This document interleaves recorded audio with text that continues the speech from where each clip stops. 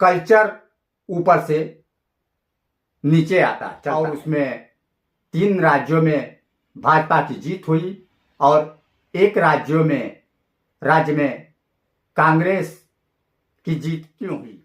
नमस्कार, मैं हूं प्रमोद कश्यप।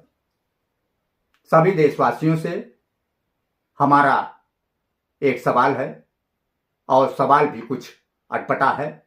आपको हमारा सवाल भी अटपटा लगेगा। स्वतंत्र रहना कौन नहीं चाहता, परतंत्र कौन रहना चाहता है। स्वतंत्रता किसे पसंद नहीं है।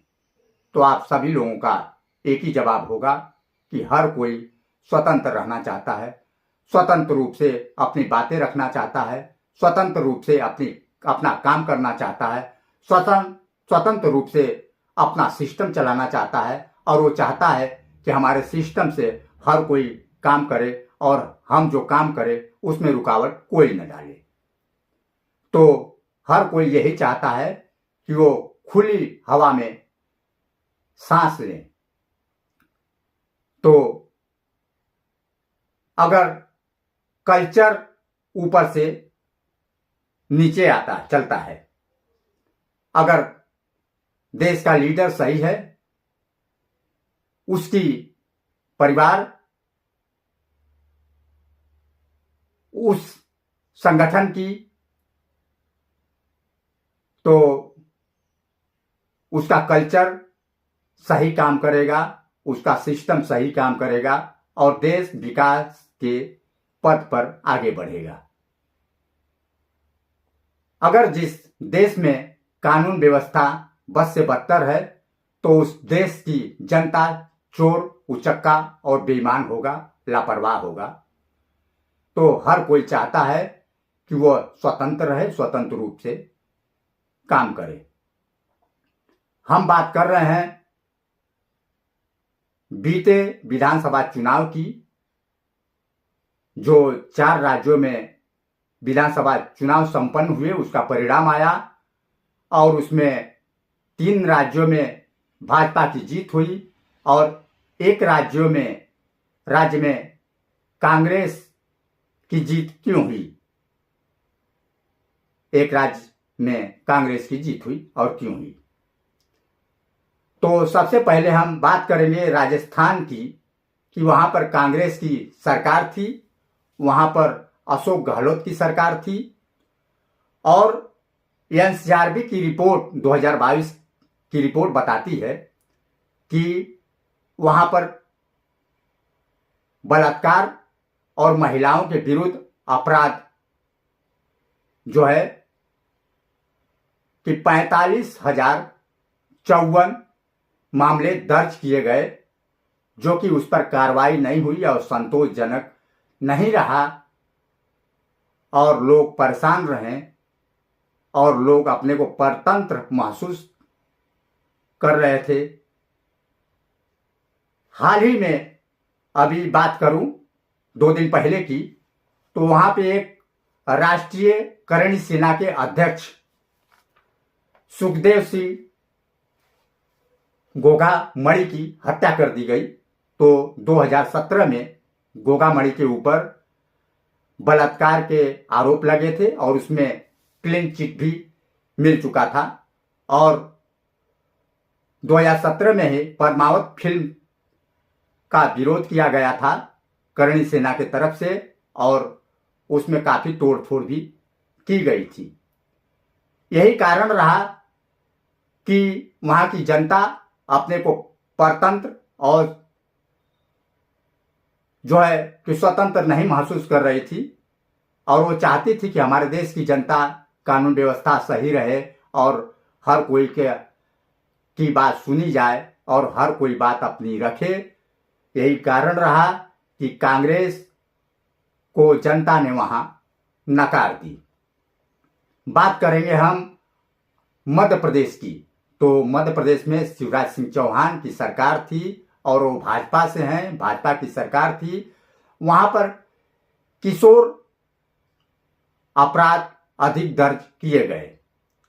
वहां पर 3,795 2022 में एनसीआरबी रिपोर्ट के मुताबिक किशोर के विरुद्ध जो है किशोर अपराध किशोर के विरुद्ध अपराध दर्ज किए गए, जिसमें कि उस पर कार्रवाई हुई और उस पर कानून बनाया गया और वो 2023 में अब ताजा रिपोर्ट के अनुसार उसमें कम दर्शाया गया। तो यही कारण रहा कि जो है शिवराज सिंह चौहान के सरकार में, भाजपा की सरकार में शांति व्यवस्था कायम रही। तो यही कारण रहा कि वहां फिर से भाजपा को जनता ने एक्सेप्ट कर लिया और वहां पर भाजपा की सरकार अब बनने जा रही है। बात करेंगे हम एक उत्तर प्रदेश की भी बात इसमें करेंगे कि उत्तर प्रदेश में जिस तरह से कानून व्यवस्था लागू कर उस पर कार्रवाई की जाती रही है 2017 के बाद से, तो कहीं ना कहीं उस कानून व्यवस्था को जो है कि मीडिया द्वारा दर्शाया गया, मीडिया द्वारा सहयोग किया गया और उसे लोगों को तक पहुंचाया गया। तो कहीं ना कहीं हर जगह की जनता प्रभावित हो करके जो है कि इसी तरह का कानून व्यवस्था चाहती है कि कानून व्यवस्था अगर दुरुस्त रहेगा तो यहाँ पर हम शांति से खुले में सांस ले सकेंगे और स्वतंत्र रूप से जी सकेंगे। यही कारण रहा कि मध्य प्रदेश में फिर से जनता ने भाजपा को एक्सेप्ट कर लिया और वहां पर जीत हासिल हुई। छत्तीसगढ़ में कांग्रेस की सरकार थी, भूपेश बघेल की सरकार थी कांग्रेस की। 2022 एनसीआरबी की रिपोर्ट बताती है कि वहां पर जो है कि महिलाओं और आदिवासियों के खिलाफ 1,31,000 मामले दर्ज किए गए और उस पर संतोषजनक कार्रवाई नहीं की गई और लोग बेहाल रहे, परेशान रहे। यही कारण रहा कि वो चुनाव का इंतजार किए और फिर जैसे ही चुनाव आया जनता ने कांग्रेस को नकार दिया और भाजपा से प्रभावित होकर, कानून व्यवस्था से प्रभावित होकर जो सिस्टम है वो ऊपर से नीचे चलता है, तो जो सिस्टम है वो केंद्र में है और केंद्र से सभी जगह ये सिस्टम सही चलता है। तो जिस देश में लीडर सही होंगे उस परिवार की, उस संगठन की कल्चर सही काम करने लगेगा। हम बात करेंगे तेलंगाना की, बात करेंगे कि तेलंगाना में जो है कि बरासपा के चंद्रशेखर राव वहां मुख्यमंत्री थे। अब तक वहां पर चुनाव हुआ और कांग्रेस क्यों जीत गई और भाजपा को क्यों वहां की जनता नकार दी, ये भी एक बहुत बड़ी बात है और बहुत अहम ये तत्व है कि वहां पर 1998 में जो भाजपा है उसकी नीति वहां पर बदलती रहती है। 1998 में तदेबा के साथ मिल करके अलग तेलंगाना का नारा दिया और वहां पर भाजपा जीत गई। उसके बाद वहां पर सरकार बनी तो भाजपा ने तेलंगाना का नारा ही भूल गया।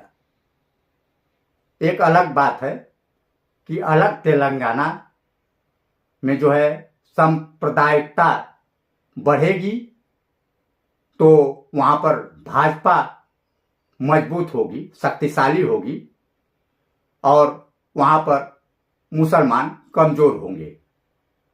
यही कारण रहा कि वहां पर भाजपा को वहां की जनता ने नकार दिया और कांग्रेस की तरफ रुख किया और कांग्रेस जीत गई। वहां पर एनसीआरबी की रिपोर्ट बताती है कि वहां पर साइबर अपराध बहुत अधिक है और 2021 के मुताबिक 2022 में बहुत ही मामले वहां पर साइबर क्राइम का बढ़ा हुआ है। वहां पर जो है कि 15,000 से ऊपर 15,927 एनसीआरबी की 2022 की रिपोर्ट बताती है कि 15,000 से ऊपर साइबर क्राइम के मामले दर्ज किए गए और जो है कि यही कारण रहा कि वहां पर भी स्वतंत्र रूप से लोग जो कि किसी साइबर क्राइम के चंगुल में न फंसे और वह स्वतंत्र रूप से वो रह सके और शांति व्यवस्था के साथ रह सके और शांति से रह सके। यही कारण रहा कि वहां पर जो है कि कांग्रेस जीत गई और जनता उन्हें कांग्रेस को एक्सेप्ट कर लिया कि अगर कांग्रेस आएगी तो उनका भला करेगी और भाजपा अगर आएगी तो वहां पर समतायता बढ़ेगी और वो मजबूत होगा और मुसलमानों का शोषण होगा और मुसलमानों का नुकसान होगा। यही कारण रहा कि कांग्रेस वहां पर जीत गई।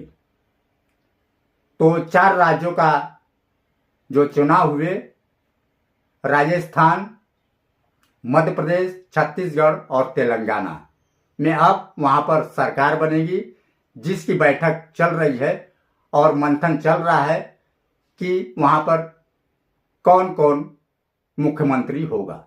अब तक के लिए बस इतना ही। प्रमोद कश्यप के साथ नमस्कार।